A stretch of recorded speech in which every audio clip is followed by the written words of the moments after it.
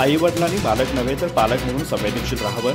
आजरा येथे बदलती सामाजिकता आणि युवकांच्या आत्महत्या या विषयावर कार्यशाळा. अवनीच्या संशोधक वक्त्यांचं प्रबोधन.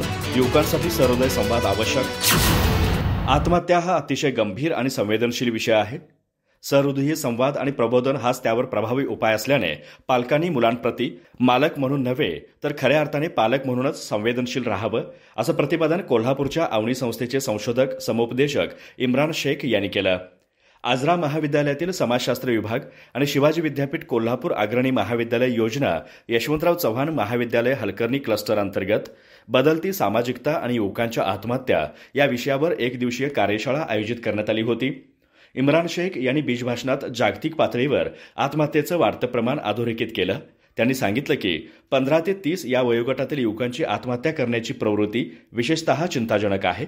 वाढते मानसिक ताणतणाव, पालकांच्या अवास्तव अपेक्षा, प्रेम आणि करिअरमधील अपयश, बेरोजगारी ही आत्महत्येची प्रमुख कारणे असली तरी प्रत्येक आत्महत्येमागील सामाजिक, आर्थिक, राजकीय आणि कौटुंबिक परिस्थिती वेगवेगळी असते.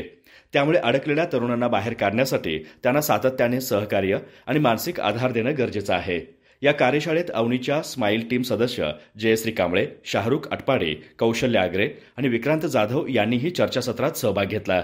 विशेष म्हणजे कार्यशाळेच्या दुसऱ्या सत्रात आनंदमय गावासाठी या नंदवाळ गावावर आधारित संशोधन माहिती पीपीटीच्या माध्यमातून सादर करण्यात आली. कार्यशाळेचं उद्घाटन प्राचार्य डॉक्टर ए.एन. सादरे आणि मान्यवरांच्या हस्ते वृक्षाला जलार्पण करून करण्यात आलं. यावेळी डॉक्टर अविनाश वर्धन यांनी स्वागत आणि प्रास्ताविकात कार्यशाळेचा हेतू विशद केला.